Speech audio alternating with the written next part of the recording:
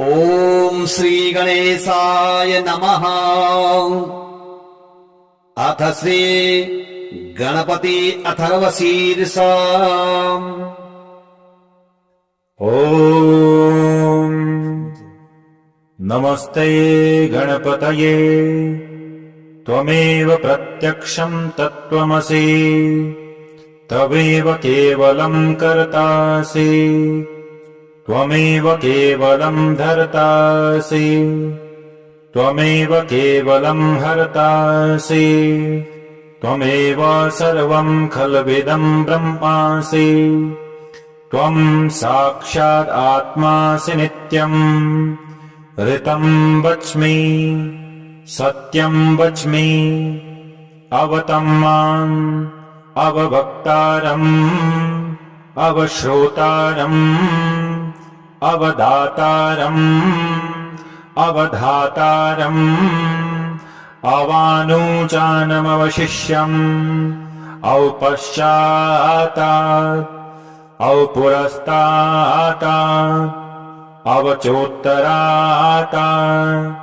अवदक्षिणातात् अवचोर्ध्वातात् अवाधरातात्। सर्वतो मां पाहि पाहि समन्तात्। त्वं वाङ्मयस्त्वं चिन्मयः, त्वम् आनन्दमयस्तं ब्रह्ममयः, त्वं सच्चिदानन्दादितीयोऽसि, त्वं प्रत्यक्षं ब्रह्मासि, त्वं ज्ञानमयो विज्ञानमयोऽसि। सर्वं जगदिदं तत्तो जायते, सर्वं जगदिदं तत्तष्टिष्ठति, सर्वं जगदिदं त्वयि लयमेष्यति, सर्वं जगदिदं त्वयि प्रत्येति। त्वं भूमिरापो नलो निलो नभः, त्वं चत्वारि वाक्पदानि, त्वं गुणत्रयातीतः, त्वं कालत्रयातीतः, त्वं देहत्रयातीतः, त्वं मूलाधारस्थितोऽसि नित्यम्, त्वं शक्तित्रयात्मकः, त्वं योगिनो ध्यायन्ति नित्यम्। त्वं ब्रह्मास्तं विष्णुस्तं रुद्रस्तं इन्द्रस्तं अग्निस्तं वायुस्तं सूर्यस्तं चन्द्रमास्तं ब्रह्मा भूर्भुवस्सुरौ। गणादिं पूर्वमुच्चार्य वर्णादिं तदनन्तरम् अनुस्वारः परतरः अर्धेन्दुलसितम् तारेण रुद्धम्। एतत्त्वमनुस्वरूपम् गकारः पूर्वरूपम्, अकारो मध्यमरूपम्, अनुश्चारश्चान्तरूपम्, बिन्दुरुत्तररूपम्। नादः सन्धानम् संहिता सन्धिः,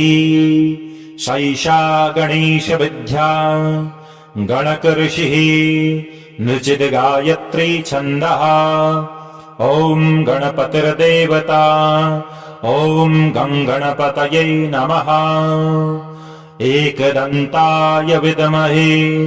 वक्रतुण्डाय धीमहि, तन्नो दन्ति प्रचोदयात्। एकदन्तं चतुर्हस्तं पाशमङ्कुशधारिणम्, अभयं वरदं हस्तैर्बिभ्राणं मूषकध्वजम्, रक्तं लम्बोदरं शूर्पकर्णकं रक्तवाससम्, रक्तगन्धानुलिप्ताङ्गं रत्नपुष्पैः सुपूजितम्। भक्त्यानुकम्पिनं देवं जगत्कारणमच्युतम्, आविर्भूतं च शिष्टाद्यौ प्रकृतेः पुरुषात् परम्। एवं ध्यायति यो नित्यं स योगी योगिनां वरः। ॐ नमो व्रातपतये नमो गणपतये नमः। प्रमथपतये नमो सुलम्बोदर एकदन्ताय विघ्नविनाशिने शिवसुताय श्रीवरदमूर्तये नमो नमः। ॐ नमस्ते गणपतये। त्वमेव प्रत्यक्षं तत्त्वमसि, तवेव केवलं कर्तासि त्वमेव केवलं धर्तासि त्वमेव केवलं हर्तासि त्वमेव सर्वं खल्विदं ब्रह्मासि त्वं साक्षात् आत्मासि नित्यम् ऋतं वच्मि सत्यं वच्मि अवतं माम् अववक्तारम् अवश्रोतारम् अवदातारम् अवधातारम् अवानुचानमवशिष्यम् औपश्चातात् औपुरस्तातात् अवचोत्तरातात् अवदक्षिणातात् अवचोर्ध्वातात् अवाधरातात् सर्वतो मां पाहि पाहि समन्तात् त्वं वाङ्मयस्त्वं चिन्मयः त्वम् आनन्दमयस्तं ब्रह्ममयः त्वं सच्चिदानन्दादितीयोऽसि त्वं प्रत्यक्षं ब्रह्मासि त्वं ज्ञानमयो विज्ञानमयोऽसि सर्वं जगदिदं तत्तो जायते सर्वं जगदिदं तत्तष्टिष्ठति सर्वं जगदिदं त्वयि लयमेष्यति सर्वं जगदिदं त्वयि प्रत्येति त्वं भूमिरापो नलो निलो नभः त्वं चत्वारि वाक्पदानि त्वं गुणत्रयातीतः त्वं कालत्रयातीतः त्वं देहत्रयातीतः त्वं मूलाधारस्थितोऽसि नित्यम् त्वं शक्तित्रयात्मकः त्वं योगिनो ध्यायन्ति नित्यम् त्वं ब्रह्मास्तं विष्णुस्तं रुद्रस्तं इन्द्रस्तं अग्निस्तं वायुस्तं सूर्यस्तं चन्द्रमास्तं ब्रह्मा भूर्भुवस्वरो गणादिं पूर्वमुच्चार्य वर्णादिं तदनन्तरम् अनुस्वारः परतरः अर्धेन्दुलसितम् तारेण रुद्धम् एतत्त्वमनुस्वरूपम् गकारः पूर्वरूपम् अकारो मध्यमरूपम् अनुश्चारश्चान्तरूपम् बिन्दुरुत्तररूपम् नादः सन्धानम् संहिता सन्धिः सैषा गणेशविद्या गणकऋषिः नृचिद्गायत्री छन्दः ॐ गणपतिर्देवता ॐ गं गणपतये नमः एकदन्ताय विद्महे वक्रतुण्डाय धीमहि तन्नो दन्ति प्रचोदयात् एकदन्तं चतुर्हस्तं पाशमङ्कुशधारिणम् अभयं वरदं हस्तैर्बिभ्राणं मूषकध्वजम्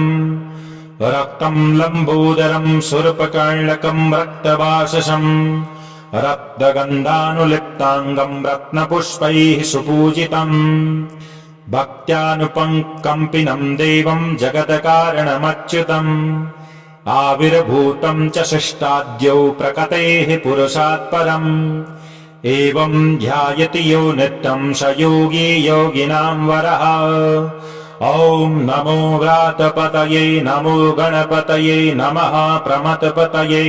नमो सुलम्बोदर एकदन्ताय विघ्नविनाशिने शिवसुताय श्रीवरदमूर्तये नमो नमः। ॐ नमस्ते गणपतये त्वमेव प्रत्यक्षं तत्त्वमसि तवेव केवलं कर्तासि त्वमेव केवलं धर्तासि त्वमेव केवलं हर्तासि त्वमेव सर्वं खल्विदं ब्रह्मासि त्वं साक्षात् आत्मासि नित्यम् ऋतं वच्मि सत्यं वच्मि अवतम्माम् अववक्तारम् अवश्रोतारम् अवदातारम् अवधातारम् अवानुचानमवशिष्यम् औपश्चातात् औपुरस्तातात् अवचोत्तरातात् अवदक्षिणातात् अवचोर्ध्वातात् अवाधरातात् सर्वतो मां पाहि पाहि समन्तात् त्वं वाङ्मयस्त्वं चिन्मयः त्वम् आनन्दमयस्तं ब्रह्ममयः त्वं सच्चिदानन्दादितीयोऽसि त्वं प्रत्यक्षं ब्रह्मासि त्वं ज्ञानमयो विज्ञानमयोऽसि सर्वं जगदिदं तत्तो जायते सर्वं जगदिदं तत्तष्टिष्ठति सर्वं जगदिदं त्वयि लयमेष्यति सर्वं जगदिदं त्वयि प्रत्येति त्वं भूमिरापो नलो निलो नभः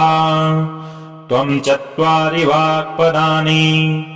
त्वं गुणत्रयातीतः त्वं कालत्रयातीतः त्वं देहत्रयातीतः त्वं मूलाधारस्थितोऽसि नित्यम् त्वं शक्तित्रयात्मकः त्वं योगिनो ध्यायन्ति नित्यम् त्वं ब्रह्मास्तं विष्णुस्तं रुद्रस्तं इन्द्रस्तं अग्निस्तं वायुस्तं सूर्यस्तं चन्द्रमास्तं ब्रह्मा भूर्भुवस्वरो गणादिं पूर्वमुच्चार्य वर्णादिं तदनन्तरम् अनुस्वारः परतरः अर्धेन्दुलसितम् तारेण रुद्धम् एतत्त्वमनुस्वरूपम् गकारः पूर्वरूपम् अकारो मध्यमरूपम् अनुश्चारश्चान्तरूपम् बिन्दुरुत्तररूपम् नादः सन्धानम् संहिता सन्धिः सैषा गणेशविद्या गणकऋषिः नृचिद्गायत्री छन्दः ॐ गणपतिर्देवता ॐ गं गणपतये नमः एकदन्ताय विद्महे वक्रतुण्डाय धीमहि तन्नो दन्ति प्रचोदयात् एकदन्तं चतुर्हस्तं पाशमङ्कुशधारिणम् अभयं वरदं हस्तैर्बिभ्राणं मूषकध्वजम् रक्तं लम्बोदरं शूर्पकर्णकं रक्तवाससम् रक्तगन्धानुलिप्ताङ्गं रत्नपुष्पैः सुपूजितम् भक्त्यानुकम्पिनं देवं जगत्कारणमच्युतम् आविर्भूतं च शिष्टाद्यौ प्रकृतेः पुरुषात् परम् एवं ध्यायति यो नित्यं स योगी योगिनां वरः ॐ नमो व्रातपतये नमो गणपतये नमः प्रमथपतये नमो सुलम्बोदर एकदन्ताय विघ्नविनाशिने शिवसुताय श्रीवरदमूर्तये नमो नमः। ॐ नमस्ते गणपतये त्वमेव प्रत्यक्षं तत्त्वमसि तवेव केवलं कर्तासि त्वमेव केवलं धर्तासि त्वमेव केवलं हर्तासि त्वमेव सर्वं खल्विदं ब्रह्मासि त्वं साक्षात् आत्मासि नित्यम् ऋतं वच्मि सत्यं वच्मि अवतम्माम् अववक्तारम् अवश्रोतारम् अवदातारम् अवधातारम् अवानुचानमवशिष्यम् औपश्चातात् पुरस्तात् अवचोत्तरात् अवदक्षिणात् अवचोर्ध्वात् अवाधरात् सर्वतो मां पाहि पाहि समन्तात् त्वं वाङ्मयस्त्वं चिन्मयः त्वम् आनन्दमयस्तं ब्रह्ममयः त्वं सच्चिदानन्दादितीयोऽसि त्वं प्रत्यक्षं ब्रह्मासि त्वं ज्ञानमयो विज्ञानमयोऽसि सर्वं जगदिदं तत्तो जायते सर्वं जगदिदं तत्तष्टिष्ठति सर्वं जगदिदं त्वयि लयमेष्यति सर्वं जगदिदं त्वयि प्रत्येति त्वं भूमिरापो नलो निलो नभः त्वं चत्वारि वाक्पदानि त्वं गुणत्रयातीतः त्वं कालत्रयातीतः त्वं देहत्रयातीतः त्वं मूलाधारस्थितोऽसि नित्यम् त्वं शक्तित्रयात्मकः त्वं योगिनो ध्यायन्ति नित्यम् त्वं ब्रह्मास्तं विष्णुस्तं रुद्रस्तं इन्द्रस्तं अग्निस्तं वायुस्तं सूर्यस्तं चन्द्रमास्तं ब्रह्मा भूर्भुवस्वरौ गणादिं पूर्वमुच्चार्य वर्णादिं तदनन्तरम् अनुस्वारः परतरः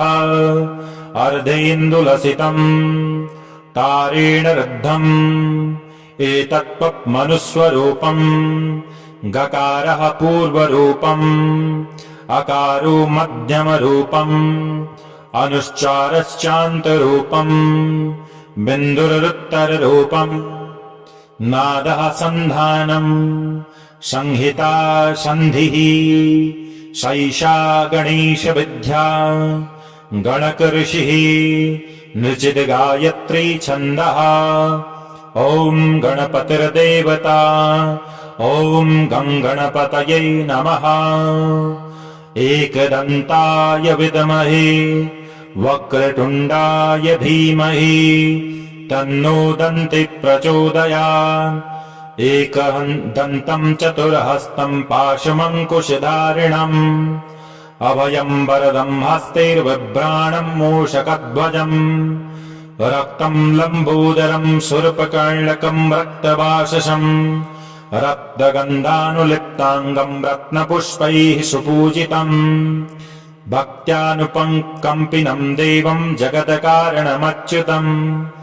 आविर्भूतं च शिष्टाद्यौ प्रकृतेः पुरुषात् परम् एवं ध्यायति यो नित्यं स योगी योगिनां वरः ॐ नमो व्रातपतये नमो गणपतये नमः प्रमथपतये नमो सुलम्बोदर एकदन्ताय विघ्नविनाशिने शिवसुताय श्रीवरदमूर्तये नमो नमः। ॐ नमस्ते गणपतये त्वमेव प्रत्यक्षं तत्त्वमसि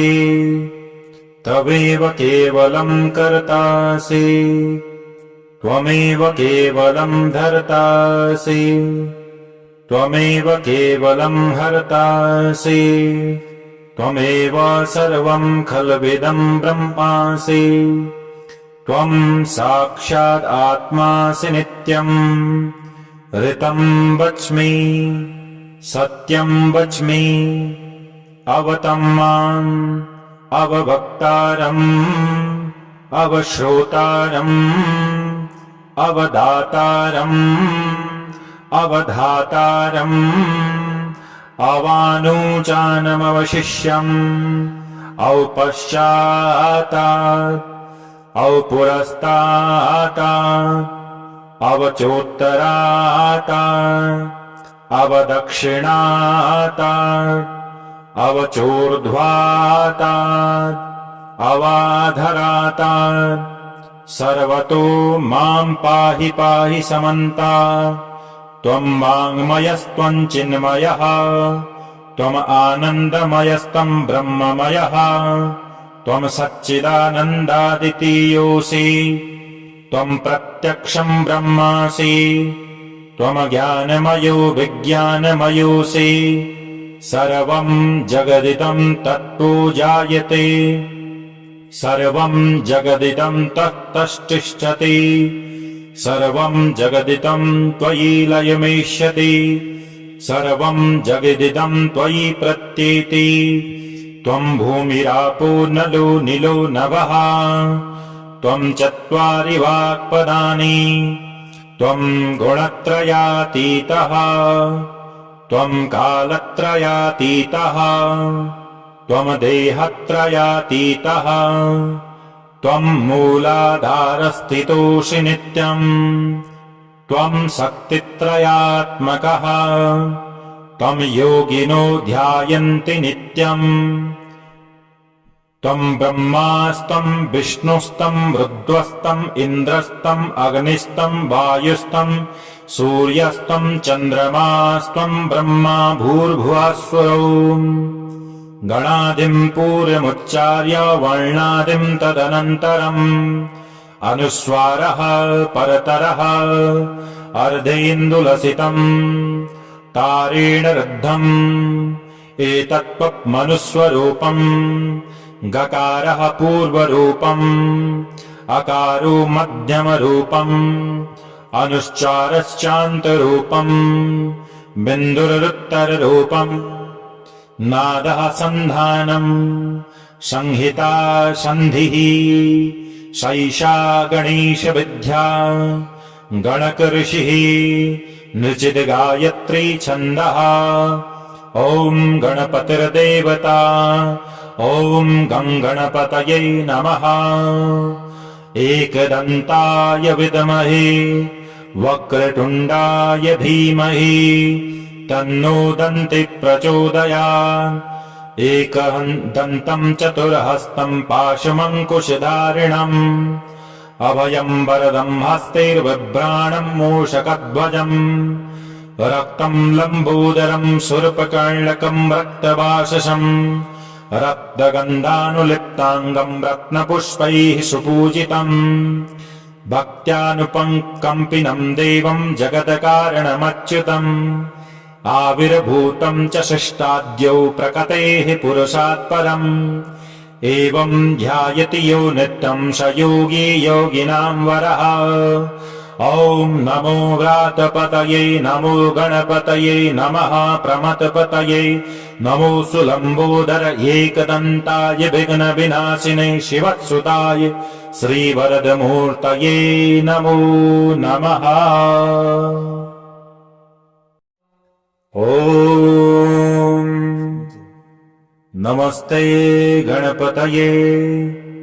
त्वमेव प्रत्यक्षम् तत्त्वमसि तवेव केवलम् कर्तासि त्वमेव केवलम् धर्तासि त्वमेव केवलम् हर्तासि त्वमेव सर्वम् खल्विदम् ब्रह्मासि त्वम् साक्षात् आत्मासि नित्यम् ऋतम् वच्मि सत्यम् वच्मि अवतम् माम् अववक्तारम् अवश्रोतारम् अवदातारम् अवधातारम् अवानुजानमवशिष्यम् औपश्चातात् औपुरस्तातात् अवचोत्तरातात् अवदक्षिणातात् अवचोर्ध्वातात् अवाधरातात् सर्वतो माम् पाहि पाहि समन्तात् त्वम् वाङ्मयस्त्वम् चिन्मयः त्वम् आनन्दमयस्त्वम् ब्रह्ममयः त्वम् सच्चिदानन्दादितीयोऽसि त्वम् प्रत्यक्षम् ब्रह्मासि त्वम् ज्ञानमयो विज्ञानमयोऽसि सर्वम् जगदिदम् तत्तो जायते सर्वम् जगदिदम् तत्तष्टिष्ठति सर्वं जगदिदं त्वयि लयमेष्यति सर्वं जगदिदं त्वयि प्रत्येति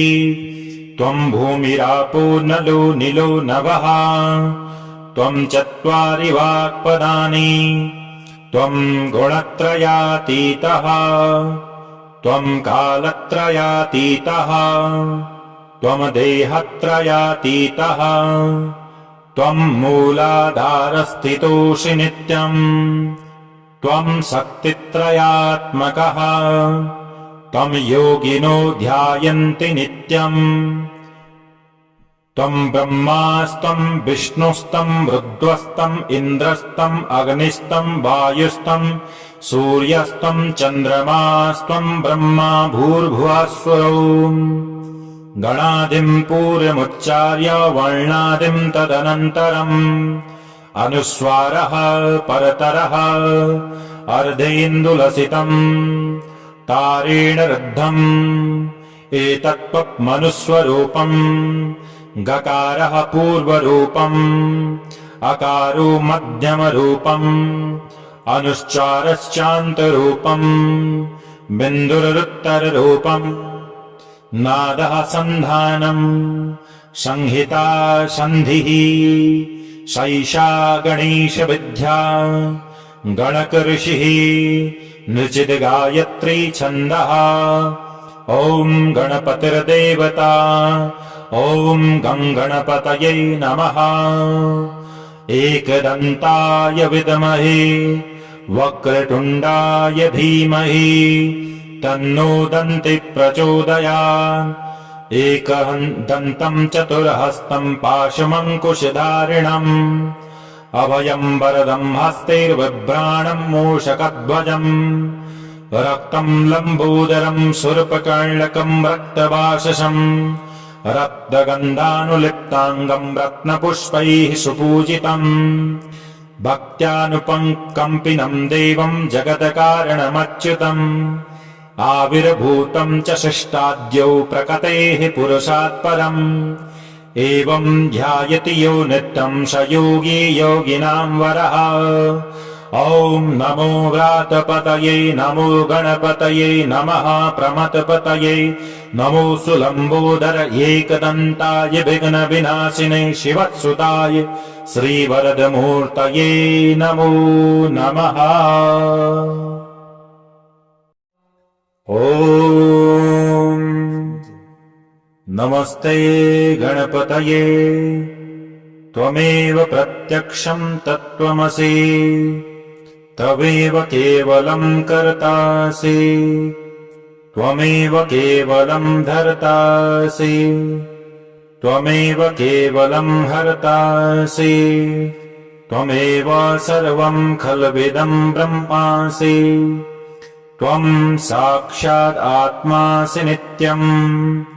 ऋतं वच्मि सत्यं वच्मि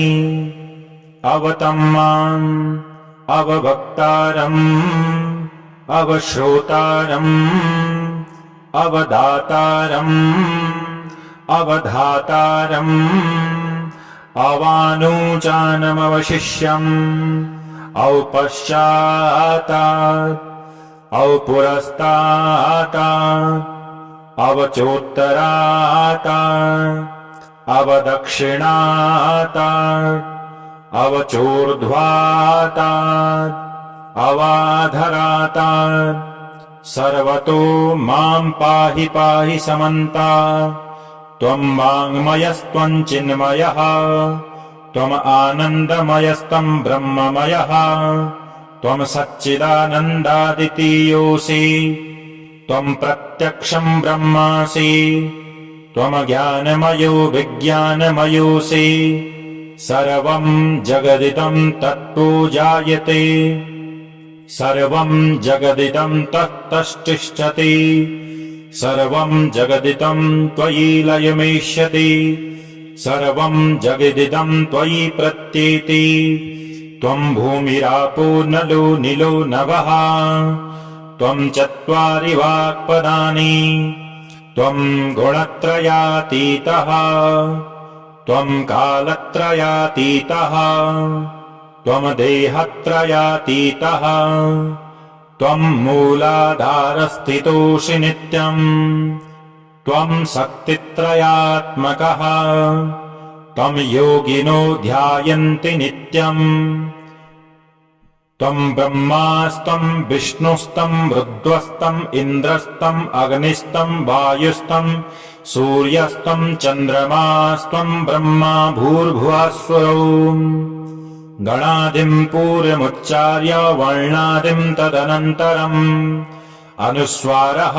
परतरः अर्धेन्दुलसितम् तारेण रुद्धम् एतत्त्वमनुस्वरूपम् गकारः पूर्वरूपम् अकारो मध्यमरूपम् अनुश्चारश्चान्तरूपम् बिन्दुरुत्तररूपम् नादः सन्धानम् संहिता सन्धिः सैषा गणेशविद्या गणकऋषिः नृचिद्गायत्री छन्दः ॐ गणपतिर्देवता ॐ गङ्गणपतये नमः एकदन्ताय विद्महे वक्रतुण्डाय धीमहि तन्नो दन्ति प्रचोदयात् एकदन्तम् चतुर्हस्तम् पाशमङ्कुशधारिणम् अभयम् वरदम् हस्तैर्बिभ्राणम् मूषकध्वजम् रक्तम् लम्बोदरम् शूर्पकर्णकम् रक्तवाससम् रक्तगन्धानुलिप्ताङ्गम् रत्नपुष्पैः सुपूजितम् भक्त्यानुपङ्कम्पिनम् देवम् जगत्कारणमच्युतम् आविर्भूतम् च शिष्टाद्यौ प्रकटेः पुरुषात् परम् एवम् ध्यायति यो नित्यम् स योगी योगिनाम् वरः ॐ नमो व्रातपतये नमो गणपतये नमः प्रमथपतये नमो सुलम्बोदर एकदन्ताय विघ्नविनाशिने शिवसुताय श्रीवरदमूर्तये नमो नमः। ॐ नमस्ते गणपतये त्वमेव प्रत्यक्षम् तत्त्वमसि तवेव केवलम् कर्तासि त्वमेव केवलम् धर्तासि त्वमेव केवलम् हर्तासि त्वमेव सर्वम् खल्विदम् ब्रह्मासि त्वम् साक्षात् आत्मासि नित्यम् ऋतम् वच्मि सत्यम् वच्मि अवतम् माम् अवभक्तारम् अवश्रोतारम् अवदातारम् अवधातारम् अवानुचानमवशिष्यम् औपश्चातात् औपुरस्तातात् अवचोत्तरातात् अवदक्षिणातात् अवचोर्ध्वातात् अवाधरातात् सर्वतो माम् पाहि पाहि समन्तात् त्वम् वाङ्मयस्त्वम् चिन्मयः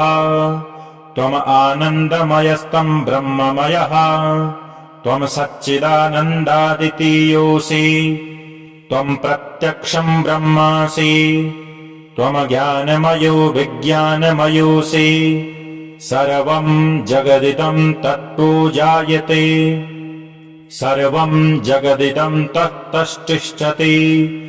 सर्वम् जगदिदम् त्वयि लयमेष्यति सर्वम् जगदिदम् त्वयि प्रत्येति त्वम् भूमिरापो नलो निलो नभः त्वम् चत्वारि वाक्पदानि त्वम् गुणत्रयातीतः त्वम् कालत्रयातीतः त्वम् देहत्रयातीतः त्वम् मूलाधारस्थितोऽसि नित्यम् त्वम् शक्तित्रयात्मकः त्वम् योगिनो ध्यायन्ति नित्यम् त्वम् ब्रह्मास्त्वम् विष्णुस्त्वम् रुद्रस्त्वम् इन्द्रस्त्वम् अग्निस्त्वम् वायुस्त्वम् सूर्यस्त्वम् चन्द्रमास्त्वम् ब्रह्मा भूर्भुवः स्वरौ गणादिम् पूर्वमुच्चार्य वर्णादिम् तदनन्तरम् अनुस्वारः परतरः अर्धेन्दुलसितम् तारेण रुद्धम् एतत्त्वमनुस्वरूपम् गकारः पूर्वरूपम् अकारो मध्यमरूपम् अनुश्चारश्चान्तरूपम् बिन्दुरुत्तररूपम् नादः सन्धानम् संहिता सन्धिः सैषा गणेशविद्या गणकऋषिः नृचिद्गायत्री छन्दः ॐ गणपतिर्देवता ॐ गं गणपतये नमः एकदन्ताय विद्महे वक्रतुण्डाय धीमहि तन्नो दन्ति प्रचोदयात् एकदन्तम् चतुर्हस्तम् पाशमङ्कुशधारिणम् अभयम् वरदम् हस्तैर्बिभ्राणम् मूषकध्वजम् रक्तम् लम्बोदरम् शूर्पकर्णकम् रक्तवाससम् रक्तगन्धानुलिप्ताङ्गम् रत्नपुष्पैः सुपूजितम् भक्त्यानुपङ्कम्पिनम् देवम् जगत्कारणमच्युतम् आविर्भूतम् च शिष्टाद्यौ प्रकृतेः पुरुषात् परम् एवम् ध्यायति यो नित्यम् स योगी योगिनाम् वरः ॐ नमो व्रातपतये नमो गणपतये नमः प्रमथपतये नमो सुलम्बोदर एकदन्ताय विघ्नविनाशिने शिवसुताय श्रीवरदमूर्तये नमो नमः ॐ नमस्ते गणपतये त्वमेव प्रत्यक्षम् तत्त्वमसि तवेव केवलम् कर्तासि त्वमेव केवलम् धर्तासि त्वमेव केवलम् हर्तासि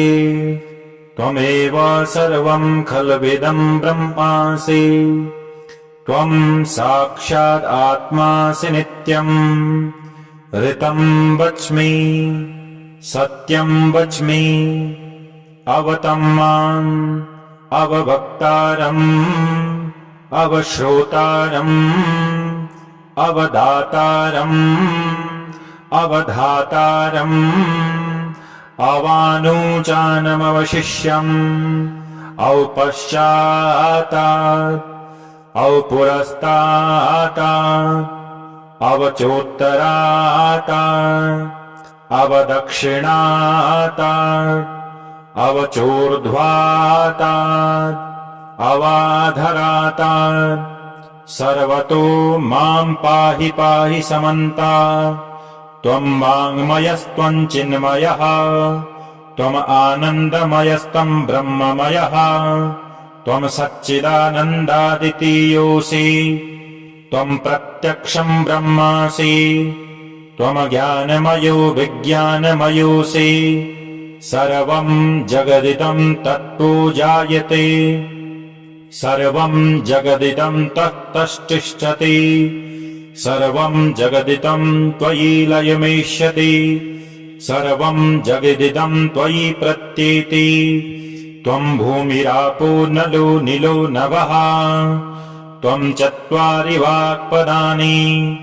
त्वम् गुणत्रयातीतः त्वम् कालत्रयातीतः त्वम् देहत्रयातीतः त्वम् मूलाधारस्थितोऽसि नित्यम् त्वम् शक्तित्रयात्मकः त्वम् योगिनो ध्यायन्ति नित्यम् त्वम् ब्रह्मास्त्वम् विष्णुस्त्वम् रुद्रस्त्वम् इन्द्रस्त्वम् अग्निस्त्वम् वायुस्त्वम् सूर्यस्त्वम् चन्द्रमास्त्वम् ब्रह्मा भूर्भुवः स्वरौ गणादिम् पूर्वमुच्चार्य वर्णादिम् तदनन्तरम् अनुस्वारः परतरः अर्धेन्दुलसितम् तारेण रुद्धम् एतत्त्वमनुस्वरूपम् गकारः पूर्वरूपम् अकारो मध्यमरूपम् अनुश्चारश्चान्तरूपम् बिन्दुरुत्तररूपम् नादः सन्धानम् संहिता सन्धिः सैषा गणेशविद्या गणकऋषिः नृचिद्गायत्री छन्दः ॐ गणपतिर्देवता ॐ गं गणपतये नमः एकदन्ताय विद्महे वक्रतुण्डाय धीमहि तन्नो दन्ति प्रचोदयात् एकदन्तम् चतुर्हस्तम् पाशमङ्कुशधारिणम् अभयम् वरदम् हस्तैर्बिभ्राणम् मूषकध्वजम् रक्तम् लम्बोदरम् शूर्पकर्णकम् रक्तवाससम् रक्तगन्धानुलिप्ताङ्गम् रत्नपुष्पैः सुपूजितम् भक्त्यानुपङ्कम्पिनम् देवम् जगत्कारणमच्युतम् आविर्भूतम् च शिष्टाद्यौ प्रकटेः पुरुषात् परम् एवम् ध्यायति यो नित्यम् स योगी योगिनाम् वरः ॐ नमो व्रातपतये नमो गणपतये नमः प्रमथपतये नमो सुलम्बोदर एकदन्ताय विघ्नविनाशिने शिवसुताय श्रीवरदमूर्तये नमो नमः ॐ नमस्ते गणपतये त्वमेव प्रत्यक्षं तत्त्वमसि तवेव केवलं कर्तासि त्वमेव केवलं धर्तासि त्वमेव केवलं हर्तासि त्वमेव सर्वं खल्विदं ब्रह्मासि त्वं साक्षात् आत्मासि नित्यम् ऋतं वच्मि सत्यं वच्मि अवतं माम् अववक्तारम् अवश्रोतारम् अवदातारम् अवधातारम् अवानुचानमवशिष्यम् औपश्चातात् औपुरस्तातात् अवचोत्तरातात् अवदक्षिणातात् अवचोर्ध्वातात् अवाधरातात् सर्वतो मां पाहि पाहि समन्तात् त्वं वाङ्मयस्त्वं चिन्मयः त्वम् आनन्दमयस्तं ब्रह्ममयः त्वं सच्चिदानन्दादितीयोऽसि त्वं प्रत्यक्षं ब्रह्मासि त्वं ज्ञानमयो विज्ञानमयोऽसि सर्वं जगदिदं तत्तो जायते सर्वं जगदिदं तत्तष्टिष्ठति सर्वं जगदिदं त्वयि लयमेष्यति सर्वं जगदिदं त्वयि प्रत्येति त्वं भूमिरापो नलो निलो नभः त्वं चत्वारि वाक्पदानि त्वं गुणत्रयातीतः त्वं कालत्रयातीतः त्वं देहत्रयातीतः त्वं मूलाधारस्थितोऽसि नित्यम्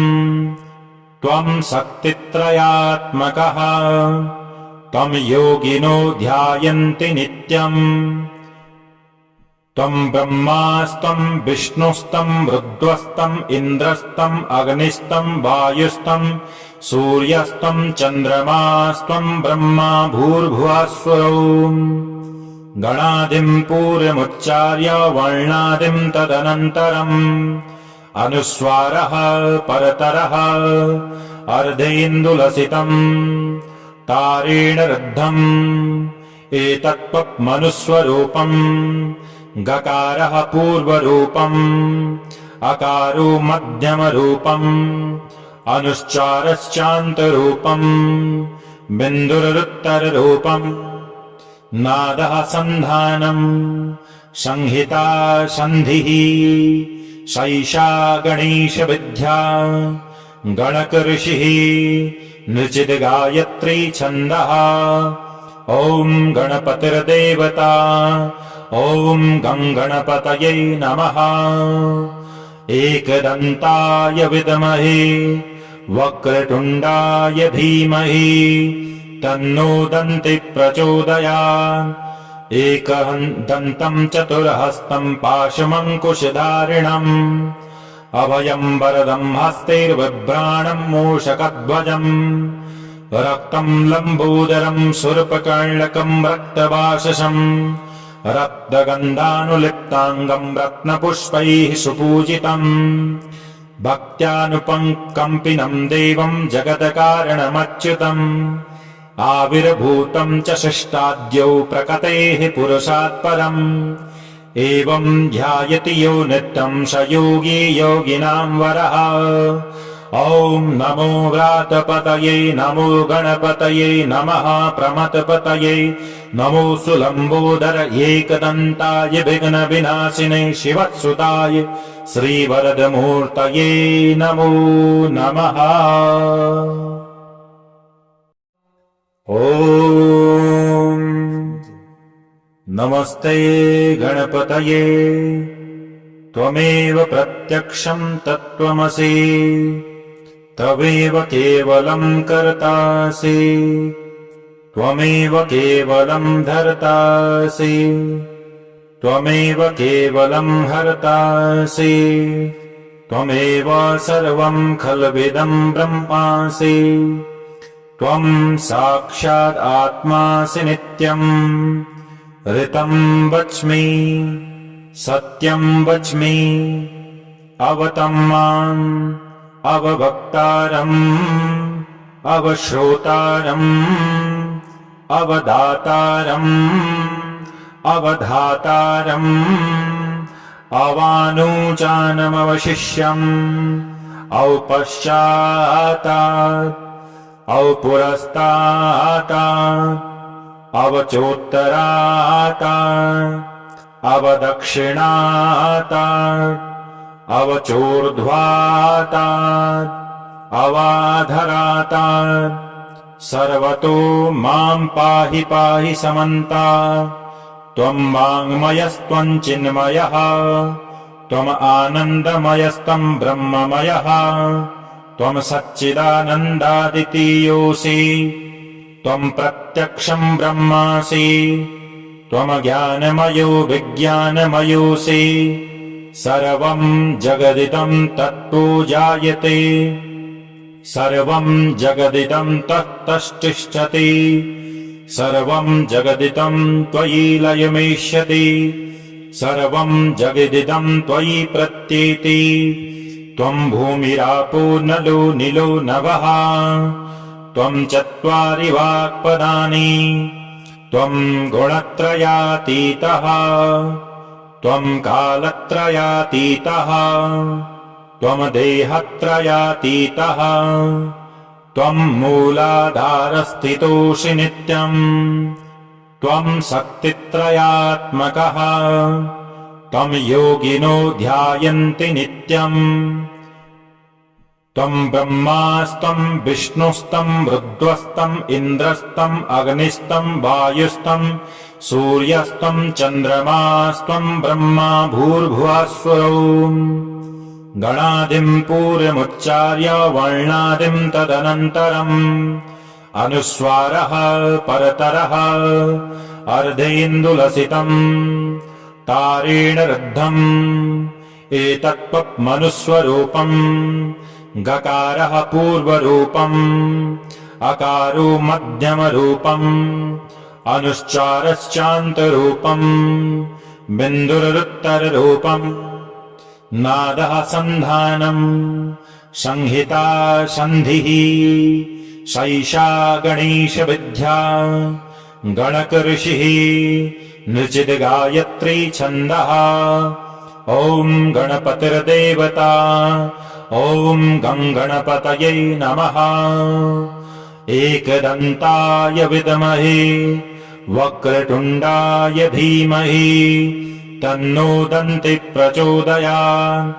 एकदन्तम् चतुर्हस्तम् पाशमङ्कुशधारिणम्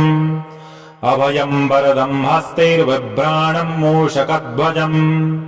रक्तम् लम्बोदरम् शूर्पकर्णकम् रक्तवाससम्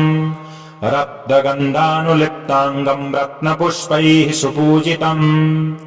भक्त्यानुपङ्कम्पिनम् देवम् जगत्कारणमच्युतम् आविर्भूतम् च शिष्टाद्यौ प्रकटेः पुरुषात् परम् एवम् ध्यायति यो नित्यम् स योगी योगिनाम् वरः ॐ नमो व्रातपतये नमो गणपतये नमः प्रमथपतये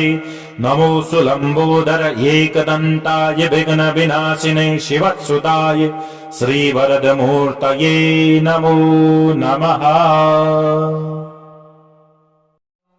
ॐ नमस्ते गणपतये त्वमेव प्रत्यक्षम् तत्त्वमसि तवेव केवलम् कर्तासि त्वमेव केवलम् धर्तासि त्वमेव केवलम् हर्तासि त्वमेव सर्वम् खल्विदम् ब्रह्मासि त्वम् साक्षात् आत्मासि नित्यम् ऋतम् वच्मि सत्यम् वच्मि अवतम् माम् अवभक्तारम् अवश्रोतारम् अवदातारम् अवधातारम् अवानुचानमवशिष्यम् औपश्चातात् औपुरस्तातात् अवचोत्तरातात् अवदक्षिणातात् अवचोर्ध्वातात् अवाधरातात् सर्वतो माम् पाहि पाहि समन्तात् त्वम् वाङ्मयस्त्वम् चिन्मयः त्वम् आनन्दमयस्त्वम् ब्रह्ममयः त्वम् सच्चिदानन्दादितीयोऽसि त्वम् प्रत्यक्षम् ब्रह्मासि त्वम् ज्ञानमयो विज्ञानमयोऽसि सर्वम् जगदिदम् तत्तो जायते सर्वम् जगदिदम् तत्तश्चिष्ठति सर्वम् जगदिदम् त्वयि लयमेष्यति सर्वम् जगदिदम् त्वयि प्रत्येति त्वम् भूमिरापो नलो निलो नभः त्वम् चत्वारि वाक्पदानि त्वम् गुणत्रयातीतः त्वम् कालत्रयातीतः त्वम् देहत्रयातीतः त्वम् मूलाधारस्थितोऽसि नित्यम् त्वम् शक्तित्रयात्मकः त्वम् योगिनो ध्यायन्ति नित्यम् त्वम् ब्रह्मास्त्वम् विष्णुस्त्वम् रुद्रस्त्वम् इन्द्रस्त्वम् अग्निस्त्वम् वायुस्त्वम् सूर्यस्त्वम् चन्द्रमास्त्वम् ब्रह्मा भूर्भुवस्वरौ गणादिम् पूर्वमुच्चार्य वर्णादिम् तदनन्तरम् अनुस्वारः परतरः अर्धेन्दुलसितम् तारेण रुद्धम् एतत्त्वमनुस्वरूपम् गकारः पूर्वरूपम् अकारो मध्यमरूपम् अनुश्चारश्चान्तरूपम् बिन्दुरुत्तररूपम् नादः सन्धानम् संहिता सन्धिः सैषा गणेशविद्या गणकऋषिः नृचिद्गायत्री छन्दः ॐ गणपतिर्देवता ॐ गङ्गणपतये नमः एकदन्ताय विद्महे वक्रतुण्डाय धीमहि तन्नो दन्ति प्रचोदयात् एकदन्तम् चतुर्हस्तम् पाशमङ्कुशधारिणम् अभयम् वरदम् हस्तैर्बिभ्राणम् मूषकध्वजम् रक्तम् लम्बोदरम् शूर्पकर्णकम् रक्तवाससम् रक्तगन्धानुलिप्ताङ्गम् रत्नपुष्पैः सुपूजितम् भक्त्यानुपङ्कम्पिनम् देवम् जगत्कारणमच्युतम् आविर्भूतम् च शिष्टाद्यौ प्रकृतेः पुरुषात् परम् एवम् ध्यायति यो नित्यम् स योगी योगिनाम् वरः ॐ नमो व्रातपतये नमो गणपतये नमः प्रमथपतये नमो सुलम्बोदर एकदन्ताय विघ्नविनाशिने शिवत्सुताय श्रीवरदमूर्तये नमो नमः।